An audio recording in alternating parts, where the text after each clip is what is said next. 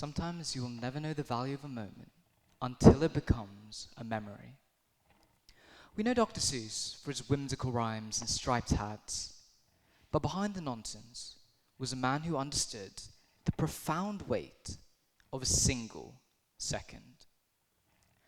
We often treat time like a river, constant, flowing, and a bit blurry. But history isn't a river. History is a series of aha moments that collided with enough stubbornness to change the world. Today we live in the era of the Magnificent Seven. You know them as the tech titans dominating the stock market.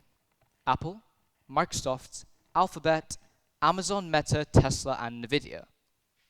But before they were trillion-dollar tickers, they were just moments.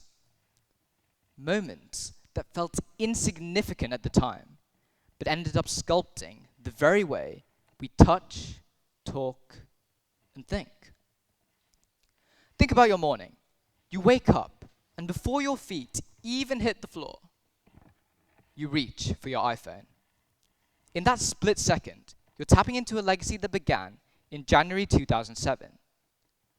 Steve Jobs stood on stage and told us he was introducing 3 products: a widescreen iPod, a mobile phone, and a breakthrough internet communicator.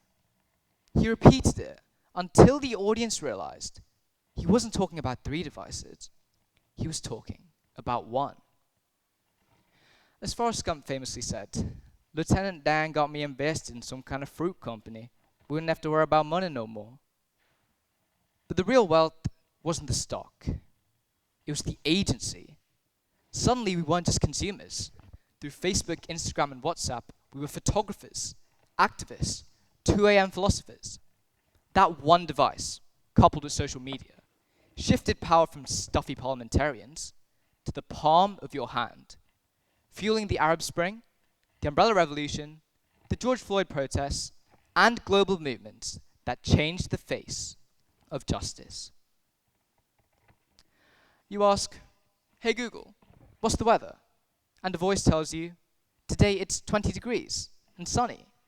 Now you know it's a great day for football. It's so seamless. It feels like magic. But back in 1998, Google was just 2 Stanford students, Larry Page and Sergey Brin, who thought the internet was a mess. Before that moment, knowledge was a privilege.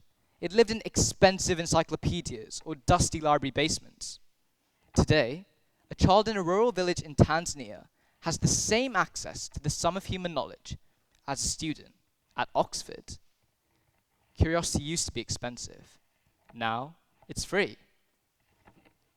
You float toward the kitchen with a swing in your step, ready for that first restorative brew, only to find the cupboard bare. In the before times, this was a tragedy, a cold walk to the corner shop in your pajamas. But today, a few taps on glass, and Amazon whispers that your Earl Grey is already on its way. We rarely pause to picture 1994 Jeff Bezos, not the billionaire, but the guy in a drafty garage, packing boxes on his knees and driving them to the post office himself. We don't see the transition from a struggling online bookstore to a global everything store that commissions Oscars and archives the world's music. Why? Because we just won the tea. But Amazon's true magnificent moment wasn't just about the drones or the warehouses. It was a psychological masterstroke. Bezos realized that human beings don't just want things. We crave right now. He took our collective impatience and built an empire out of it. He turned waiting into an outdated concept, proving that in the modern world, speed is the ultimate currency. The tea is gone. You've got places to be. You slide into the passenger seat of your dad's Tesla. It's strange to think that not even 20 years ago, electric car was a punchline. To the average person, it meant a glorified golf buggy or a slow-moving bumper car that died halfway down the driveway. As you glide toward the match, you aren't thinking about the magnificent moment when Elon Musk unveiled a silent motor that could outrun a supercar. But that was the turning point. Musk realized that to save the world, sustainability couldn't feel like a sacrifice. It had to feel like an upgrade. He didn't just sell batteries. He sold the idea that being green could elevate your social standing. He made the future look like something we actually wanted to live in. The results speak for themselves.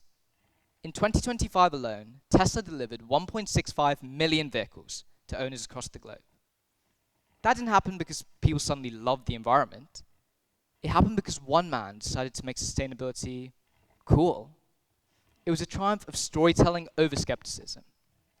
It's the ultimate proof that a single moment of daring storytelling can be just as revolutionary as the innovation itself. Now let's talk about the giant you've likely never seen, Nvidia.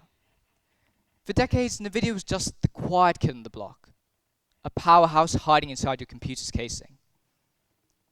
As you coast along in that Tesla, you might grab your handheld console to squeeze in a game, never realizing that Nvidia's magnificent moment is what makes those dragons breathe fire and those explosions feel bone-shakingly real. But their true brainwave went beyond gaming. Nvidia realized that the same chips used to render the fantasy worlds could be used to dissect language, recognize faces, and power the AI revolution. They provided the invisible wiring for computers that can now think. There's something deeply poetic about it. The hardware once used to build digital dreams is now helping machines to learn to imagine for themselves. As Philip K. Dick famously posed, "Do androids dream of electric sheep?" Thanks to Nvidia, we might finally be closing in on the answer. Then your dad leans over, asking the dreaded question, "Finished your homework?" You pull out your laptop and open Microsoft Word. To you, it's just a blank white screen. It's normal. But back in the 1980s, Bill Gates had a moment of radical audacity. He imagined a computer on every desk, in every home. At the time, it sounded like science fiction. But Word, Excel, and PowerPoint weren't just programs. They were passports. They turned messy thoughts into organized missions. They gave a voice to people with disabilities through assistive technology and made sure no one could ever again claim the dog ate their homework. Today, Microsoft isn't just running laptops. It's fueling the AI movement through its partnership with OpenAI. It's the ultimate proof of what a moment can do. It lowers the barrier to entry and quietly whispers to the world, "Hey, you can do this too." By the time your day has barely started, you've interacted with all 7. But there's a shadow to this brilliance. We are more connected, yet we've never been more dependent. If Microsoft servers blink, global commerce halts. If Meta goes dark, our social fabric feels frayed. If our Wi-Fi cuts out for 10 minutes, we crumble faster than a civilization in a zombie movie. These companies didn't just fulfill our needs. They redesigned our needs. They wove themselves into the DNA of our daily existence. But here's the real secret of the Magnificent Seven. None of them were superheroes.